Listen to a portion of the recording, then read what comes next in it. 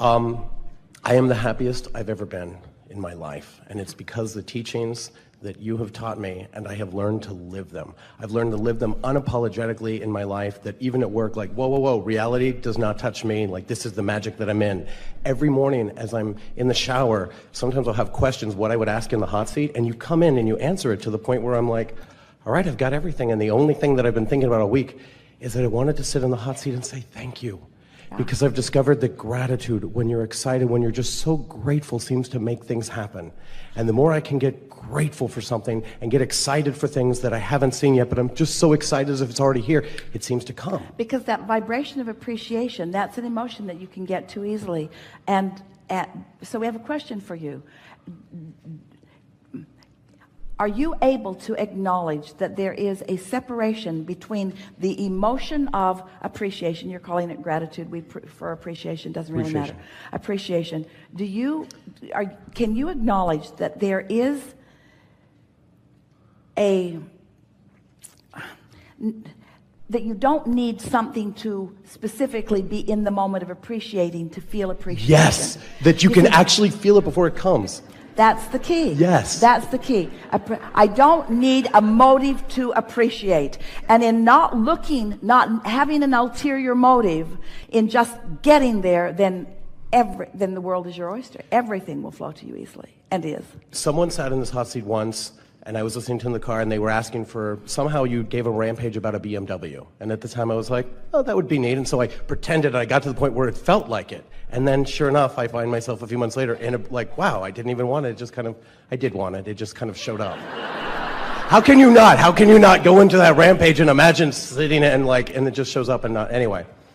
Well, it's a lovely thing, and this is what's beginning to happen to you more and more, to a lot of you, where a manifestation happens that it doesn't, and it didn't feel like you were trying very hard. It didn't feel like you said, I don't think I even wanted it. And the reason that it felt like you didn't want it is because you associate wanting with the stress of yearning for something. Yeah. Where when you find that pure alignment, then the universe just begins yielding to you shovels full of manifestations that have been in your vortex for a while. In other words, it's such a lovely thing to have been just looking for fun and looking for clarity, not looking for a BMW, looking for fun and looking for clarity, not looking for a beautiful house in the snow, looking for fun and looking for clarity, looking for fun and looking for clarity, and finding fun and finding clarity, and finding fun and finding clarity, and finding fun and finding clarity. And then things begin manifesting in your experience effortlessly, because you finally are experiencing the power of the leverage of alignment. You see, that's why we've been explaining to you that you've been sifting and sorting and asking and putting it in your vortex, and it's been culminating there, it's been gathering, it's prepared itself for you being ready for it. It's better now than it was when you first put it there, because you put other things in there with it that all morphed together. And so your vortex, your vibrational reality, is ready to burst onto the scene in the moment that you vibrationally stop disallowing it. So this is the piece. This is another key that this gathering will help you hear in a very strong way. Humans often think that if they've got their sights on something, that they must find a way to think about that, think about that, think about that, think about that, think about that, think about that, and rein it in like a fish on a line. It's not like that at all. It's that once you have set your sights on it and it's in your vortex, now your work is to chill. Your work is not to figure out what the path is. The path is being revealed to you. You just have to figure out how to be receptive to the information about the path. Can you feel the difference about that?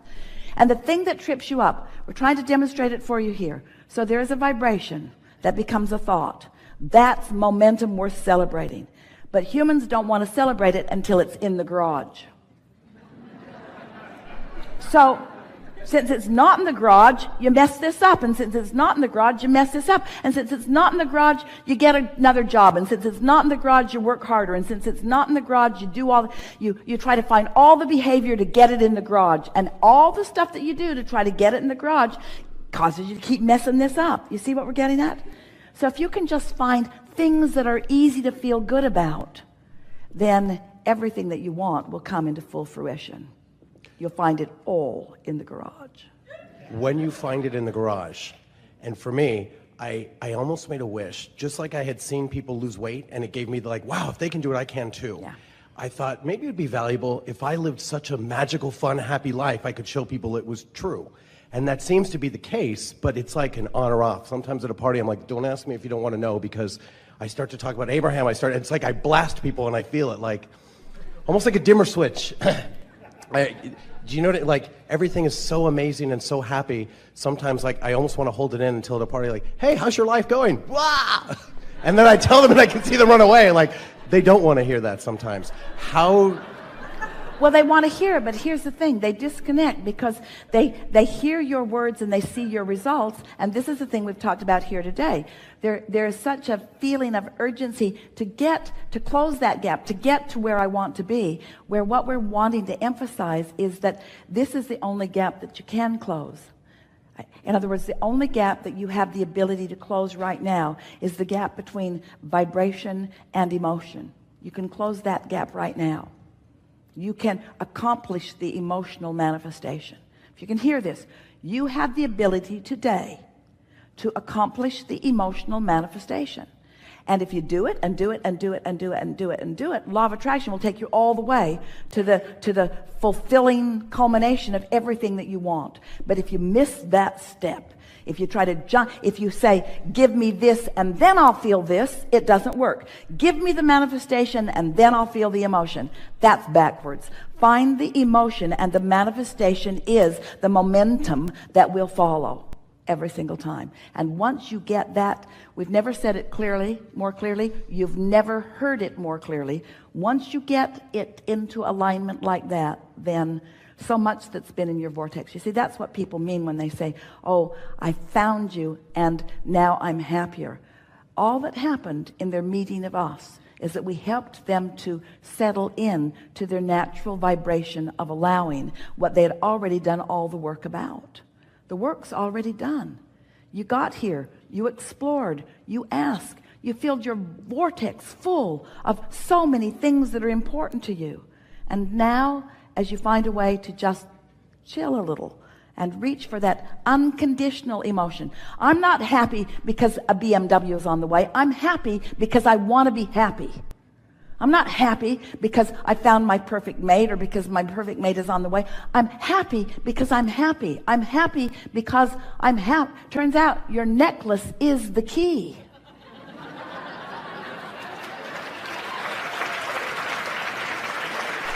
I'm happy.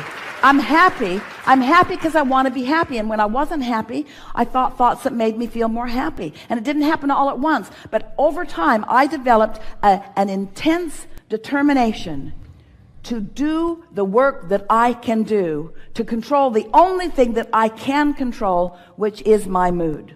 And now you understand the physics behind it. You know that vibration is turning into thought and emotion is right there with the thought. And that's the manifestation you're reaching for. And if you will leave it at that, if people say, what do you want? You say, I want to be happy. And they say, well, what makes you happy? And you say, being happy. And they say, you're a nutcase. Yes. Yep. Crazier I am, the happier I am. The less I face reality, the happier I am. I'm happy. I'm happy. I'm happy. And then just remind yourself, when you feel happy, say it to yourself, I feel happy. I feel so good. I feel happy. At first it surprised Esther because she didn't ever expect to be happy again after Jerry made his transition. One day she said, I'm happy. And then she said, I'm sorry. Just for a minute, felt wrong to be happy. The conditions didn't seem conducive to happy. Sort of snuck up on her. I don't think I'm supposed to be happy under these conditions. You're supposed to be happy under all conditions. You're supposed to be unconditionally happy. That's what's natural to you, you see. And then the conditions will morph into all of the nuances, all of the details, all of the stuff that you've been defining.